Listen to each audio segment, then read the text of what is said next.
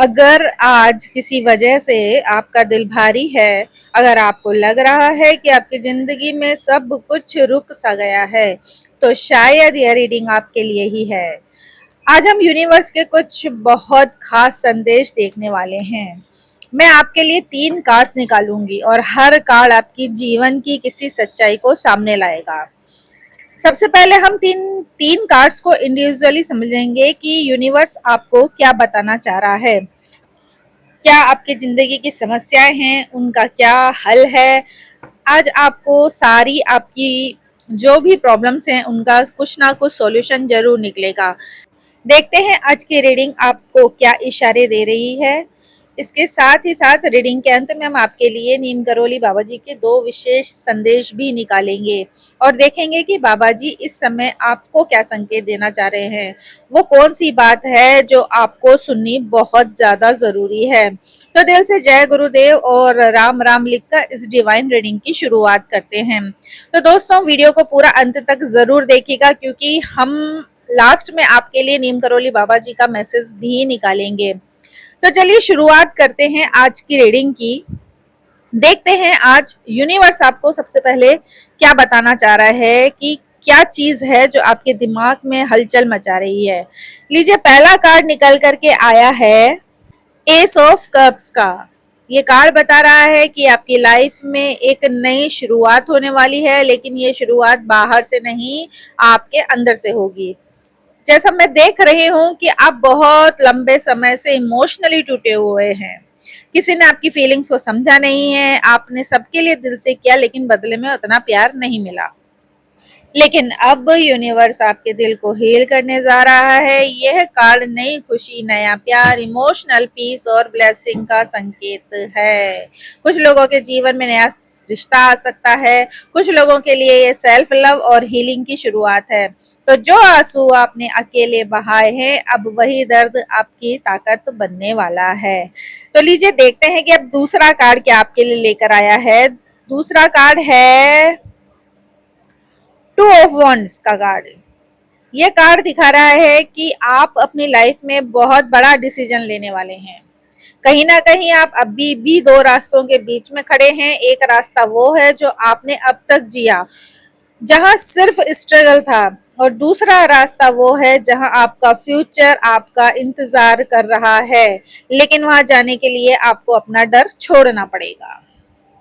आपके अंदर वो पावर है जो आपकी पूरी दुनिया बदल सकती है। बस आपको खुद पर भरोसा रखना होगा।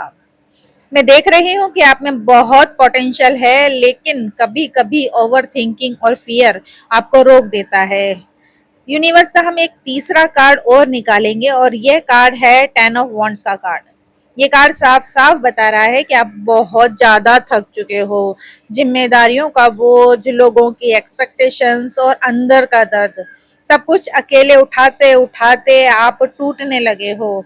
कभी कभी ऐसा लगता है कि कोई आपकी फीलिंग समझता ही नहीं है। आप बाहर से स्ट्रांग दिखते हो, लेकिन अंदर से बहुत ज्यादा परेशान हो चुके हो।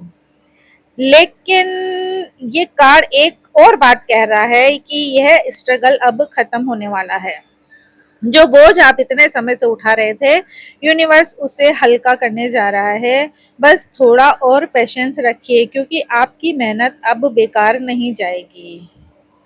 अब इन तीनों कार्डों को मिलाकर के जो कहानी मुझे दिख रही है, मुझे ऐसा लग रहा है कि ये रीडिंग किसी ऐसे इंसान के लिए है जिसने अपनी जिंदगी में बहुत कुछ अकेले सहा है, अपने लोगों के लिए खुद को भी तकलीफ दी है, अपने इमोशंस को दबाया है और हमेशा स्ट्रांग बनने की कोशिश की है।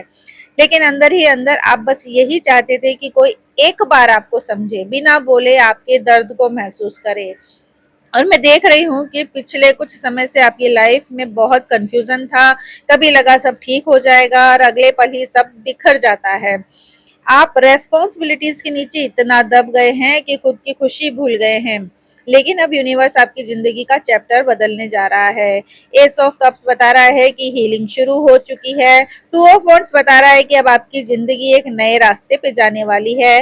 और 10 ऑफ वॉन्ड्स बता रहा है कि जो दर्द और बोझ आपने इतने समय तक उठाया, उसका अंत अब करीब है।